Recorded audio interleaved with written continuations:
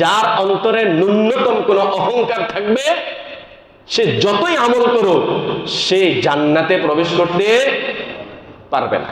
আমার নামাজ গেল কোথায়, আমার হজ গেল কোথায়, আমার যাকাত গেল কোথায়? সুতরাং বাহ্যিক আমলের সাথে সাথে, জাহেরি আমলের সাথে সাথে বাতিনি আমলও আমাকে শিখতে হবে। অহংকার এটা দেখা যায় কলবের সাথে সম্পর্ক। আরেক হাদিসের মধ্যে আছে ইয়াকুমুল হাসাদ, তোমরা হিংসা ফাসাদ থেকে বেঁচে থাকো।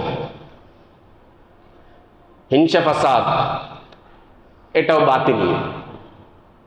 ইয়াকুমুল আসাদ ফা ইন্নাল জাসাদা ইয়াকুলুল হাসানাত কামা তাকুলুন নারুল হাতাব। রাসূল সাল্লাল্লাহু আলাইহি সাল্লাম বলেন, তোমরা হিংসা বিদ্বেষ থেকে বেঁচে থাকো। তার কারণ হলো আগুন যেরকম ভাবে লাকড়িগুলোকে জ্বালিয়ে দেয়, হিংসা বিদ্বেষ মানুষের আমলগুলোকে এরকম ভাবে জ্বালিয়ে দেয়। ইয়াকুম ওয়াল হাসাদ, তোমরা হিংসা বিদ্বেষ থেকে বেঁচে থাকো। এটাকে জাহিরি না বাতিনি? বাতিনি। তোমরা হিংসা বিদ্বেষ থেকে বেঁচে থাকো।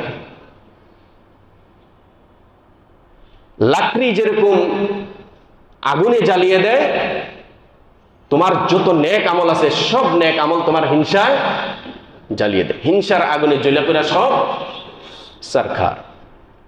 তা আমার হিংসাটা কেমনে যাবে? আমার নিয়তটা কিভাবে পরিশুদ্ধ হবে? আমি ইসলাহের জন্য কয়দিন গেছি, আমার শারীরিক সুস্থতার জন্য আমি ডাক্তারের কাছে প্রতিদিন দৌড়াইতেছি, মানুষের পরামর্শ নিতেছি, কিন্তু এই যে আধ্যাত্মিক রোগগুলো আমার, এগুলাকে শরীরের থেকে সরানোর জন্য আমি এরকম আল্লাহওয়ালাদের সোহবত আমি কয়দিন গেছি। তারপর রাসূল সাল্লাল্লাহু আলাইহি সাল্লাম বলেন, মান তাওয়াযা লিল্লাহ রাফাহুল্লাহ, যারা বিনয়ী হয়